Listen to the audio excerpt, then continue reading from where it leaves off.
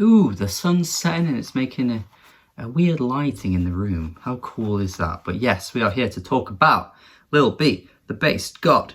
Bass. Lil B, a rapper who was laughed at and ridiculed and mocked right at the start, has seen a bit of a renaissance in later years. People have kind of warmed up to his style as time's gone on. There were always people who loved what he was doing from the beginning, as always, but I think he's gained a little bit more respect for having a bit of an influence on the style of hip-hop, the style of rappers that ended up, you know, completely dominating the wave in the 2010s, particularly in America. Not so much over in the UK, although we did have a bit of a wave of rap hits coming over here as well, but you know, you saw way more of them in America and it dominated so much of what music culture became. But like I say, he's gained a bit more respect these days. People have kind of warmed up to what he was doing. People have been less harsh on what he was doing, and honestly, when I first heard him, I expected him to be mindless, awful, can't string a sentence together kind of rapper based on how people spoke of him. I mean, just go back and watch some of those early Dead End hip hop videos about Lil B. They're fucking hilarious, but the way they're speaking about him just doesn't sound like anything I hear when I listen to his music. And God's Father is probably like the kind of pinnacle, the peak, the magnum opus of his career, because it is a mammoth album with 34 tracks on it, and you can't really pinpoint one style of hip-hop in that album, because he tries and pretty much nails about like 20 different styles of hip-hop going through the years. It's really super impressive, and this album for me has aged spectacularly well. And like I say, the way people spoke of him just doesn't sound like anything that I hear on this album. Now, I'm not really going to be touching on many of the lyrics and the bars, because I don't necessarily think he's the most interesting rapper when it comes to stuff like that, but there are some gems that pop through from time to time, and there's actually some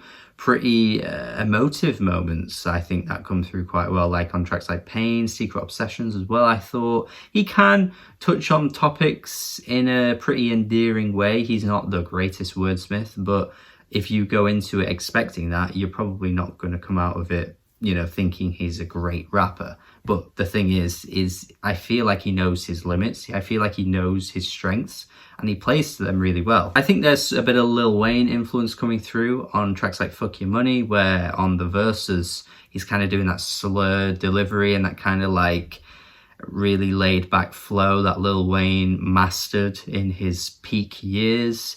Of course, that influence is certainly dribbling through into what Lil B's doing on this track here. And generally, there's just this carefree attitude that Lil B brings. His flows are really off-kilter and strange. I feel like on your first listen, you might not necessarily adjust to everything that he's doing on this album. I think you might take some time to really appreciate the way he's rapping, and his voice can be a little obtuse, I guess you could say at times. But his flows, I think, are really good. He creates some really catchy moments as well. I think the instrumentals and the beats he chooses are probably the highlights of this entire thing, and how he raps over them and how he kind of becomes a chameleon over whatever type of production he's choosing, and how he just always seems to fit the production. I mean, Keep It 100, for example, has this like super old school, like southern rap trap feel to it that feels like mid 2000s. And then you've got Real Hip Hop 2012,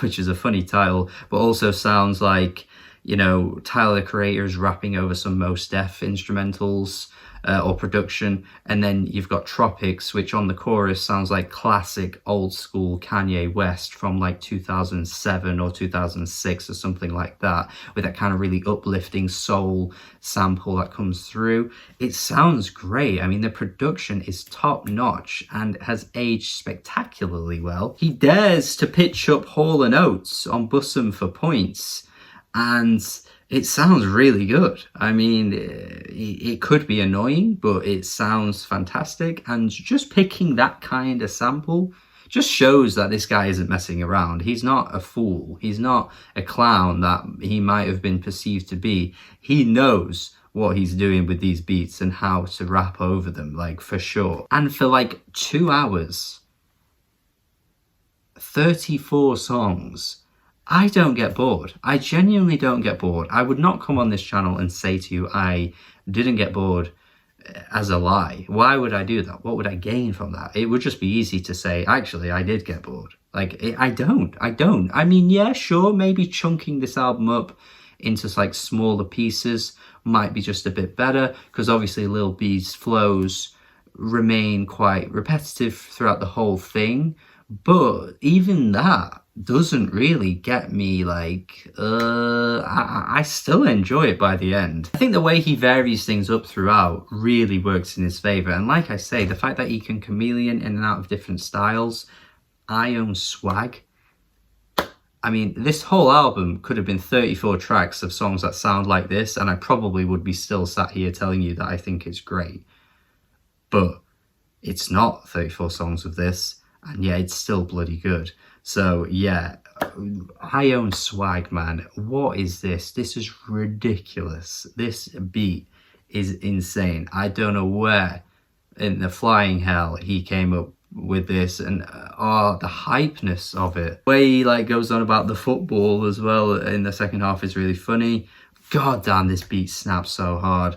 It is one of the biggest, hardest snapping bangers in the hip-hop world of the 2010s, like, without a doubt. It is up there. It is one of the hardest bangers of the 2010s. But then you've got God Help Me, which sounds more like something in the cloud rap vein. It's so beautiful. I think this track has a Whitney Houston sample as well, and oh, it's stunning. It is stunning. It sounds like something Clams Casino would cook up in his early days. Just so atmospheric and beautiful. It just on the complete opposite end of Ione Swag, and yet both worlds collide and create something so fantastic. And they're really far apart on the album too, but just again, that kind of versatility. To have two songs like this on one album, I think is insane. He does not get the credit he deserves for that versatility. I mean, Go Dumb Tonight is one of the other big bangers of the album. It doesn't reach the level of Ione Swag though.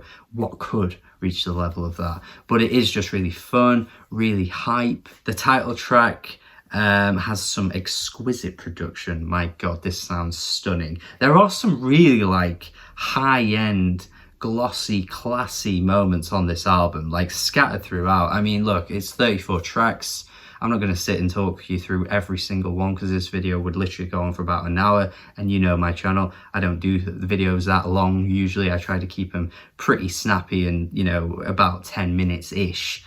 And I could sit here and talk about every track, but it would take so long. But there are quite a number of tracks that just sound really expensive, like something like, you know, like Kanye's My Beautiful Dark Twisted Fantasy. You've got that kind of like expensiveness that comes through. Some of Jay-Z's stuff as well, where everything just sounds so rich. I mean, they've got the money to, you know, plow into high classy production. Both of those guys, they're two of the richest names in the game. Of course, they're going to have that ability to do that. But like Lil B coming through as well with this classy production.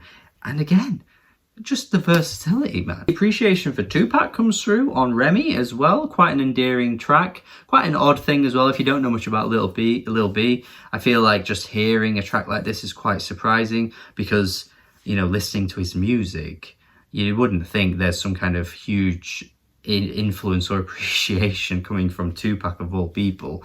But I think Lil B knows his stuff. I want to mention I'm Just Living as well, which comes towards the end of the album, which is a great track. Again, even well into like the 30 track mark, you're getting really good moments like this. And this one sounds like something like Lil Brother would do, or A Tribe Called Quest. Maybe if you fused both of those artists, you'd get a song like this. Again, I don't know if people have really listened to Lil B properly, because name dropping all of the artists I have in this video don't sound like what people seem to claim Lil B is, unless they're talking about other albums. I don't know, I've not heard every Lil B album. Maybe the people heard some albums from him and just kind of jumped off the train and then never got to this one. I don't know what it is, because this album to me, man, like production wise, is up there with the best. I think he and the producers just nail so many of these tracks. I like the last track as well, I Love You, which sounds like a bloody nursery lullaby sort of thing. Yeah, I don't know, there's just something so positive that comes through with Lil B. He's not the most technical guy out there, but he knows his strengths, and I think he just plays to them, and he does his homework too. I mean, these beats, you know, 10 years later sound fresh, sound new, sound modern, and coming from the guy that just got absolutely, you know, railed from the beginning, you know, absolutely clowned by everyone, basically got shunned out of hip hop for not being a real rapper, all that kind of shit, has kind of stood above the rest 10 years later. I'm not going to go as far as saying it's the best rap album of 2012, because we do have Good Kid, Mad City, of course, but I don't know, man. This is probably up there in the top 3 hip-hop albums of 2012. I'm not afraid to say it. And you shouldn't be either. This is great. And I think, like I say, take a bit of time, Lil B. Adjust yourself to his vocals. He can sound a bit weird at times, but he's fantastic in my opinion, and deserves way more respect. If not for the music, but if for at least the versatility. This isn't copied and pasted the same song every track over and over again. Not many artists could make 34 track albums and keep it fresh with every track, and he did that, and he did it well. He did it well, my friends. This is certified good. That's not even a thing. I don't know. It's good. It's not Real Music approved. That is how I'm going to end this. This is a really good album, and let me know your thoughts if you've heard it. If you have, please tell me in the comments what you think. As always, subscribe if you haven't already. This was Patreon requested as well, by the way, so if you want in on that, let me know what you would like if you go onto my Patreon and support me on there, and I can make these videos happen. Have a good day. Goodbye.